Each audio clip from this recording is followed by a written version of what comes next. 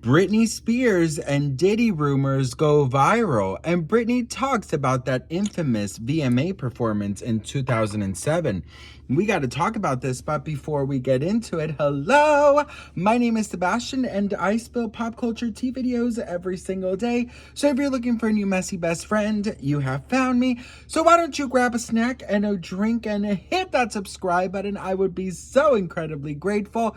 Best friend, we talked about this a little bit a couple weeks ago, but yes, the Diddy and Britney Spears rumors are now everywhere, okay? So now that they're everywhere, we got to go into more detail about them. But before we get into all of that, if you are brand new to my whole channel vibe is like we're on a FaceTime call. So if that is something you're looking for, make sure to hit that subscribe button.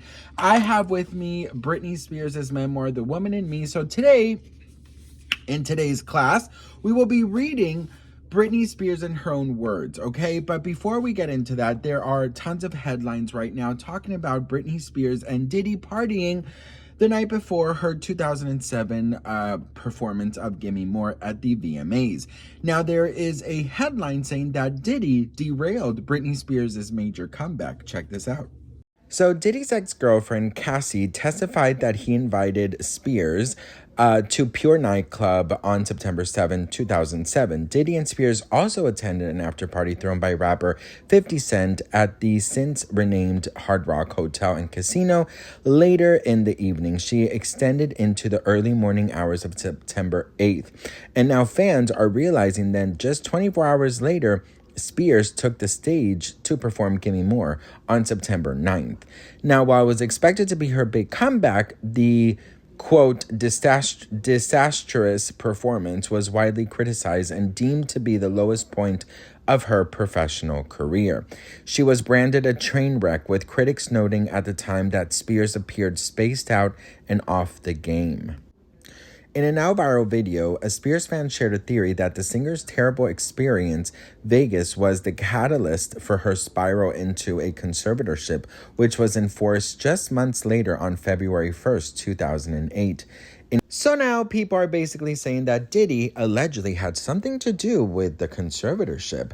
Now, Britney Spears has spoken out about her infamous performance at Gimme More and quoting that she was feeling dizzy. So let's hear it from Britney's own words. So I just have to say, off the bat, I think it's absolutely after hearing everything about Diddy, seeing all these allegations, hearing all these different people, and her mentioning that she felt dizzy, I don't know, girl, but I'm putting two and two together.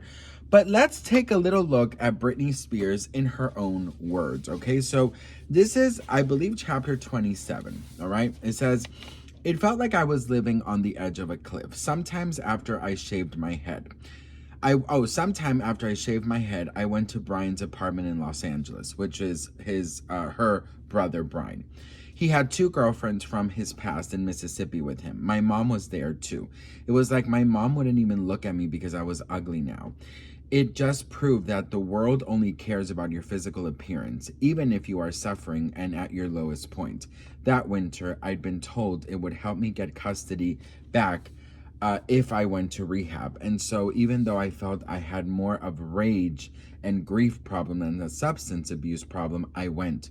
When I arrived, my father was there. He sat across from me. There were 3 picnic tables between us. He said, 'You are a disgrace.' I look back now and I think, why didn't I call Big Rob to help me? I was so ashamed and embarrassed already. But here was my dad telling me I was a disgrace. It was the definition of beating a dead horse. He was treating me like a dog, an ugly dog. I had nobody. I was alone.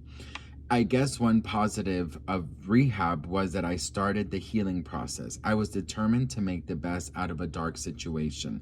When I got out, I was able to get temporary 50-50 custody through a great attorney who helped me. But the battle kept raging with Kevin, and it was eating me alive. Blackout, the thing I'm most proud of in my whole career, came out right around Halloween in 2007, her album. I was supposed to perform Gimme More at the VMAs to help promote it. I didn't want to, but my team was pressuring me to get out there and show the world I was fine. The only problem with this plan, I was not fine. Backstage at the VMAs that night, nothing was going right. There was a problem with my costume and with my hair extensions. I hadn't slept the night before. I was dizzy. She didn't sleep the night before because she was out partying with Diddy, okay? It was less than a year since I had my second baby in 2 years, but everyone was acting like my not having a six-pack abs was offensive. I couldn't believe I was going to have to go out on stage feeling the way I felt. I ran into Justin backstage. It had been a while since I'd seen him. Everything was going great in his world. He was at the top of his game in every way, and he had a lot of swagger. I was having a panic attack. I hadn't rehearsed enough. I hated the way I looked. I knew it was going to be bad. I went out there and did the best I could at the moment in time, which, yes, granted, was far from my best at the other times. I could see myself on video throughout the auditorium while I performed. It was like looking at myself in a funhouse mirror. I'm not going to defend that performance or say it was good, but I will say that as performers, we all have bad nights. They don't usually have consequences so extreme. You also don't usually have one of the worst days of your life in the same exact place and time that your ex has one of his best. Justin glided down that runway into his performance. He was flirting with girls in the audience, including one who turned around and arched her back, shaking her breasts as he sang to her. Then he was sharing the stage with Nelly Furtado and Timbaland. So fun, so free, so light. Later that night, the comedian Sarah Silverman came out on stage to roast me.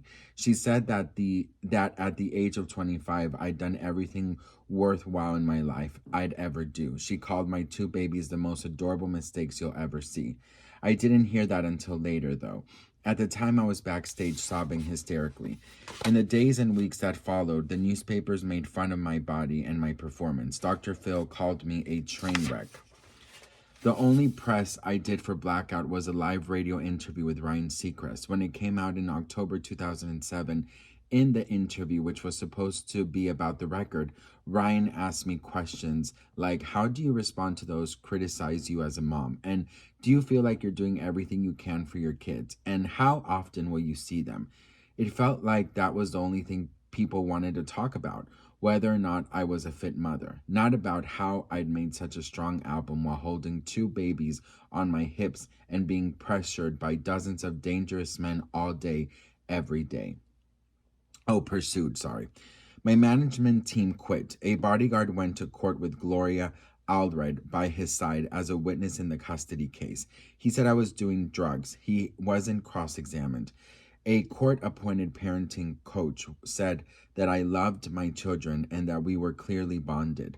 She also said that there was nothing at all in my home that could be called abuse, but that didn't make the headlines.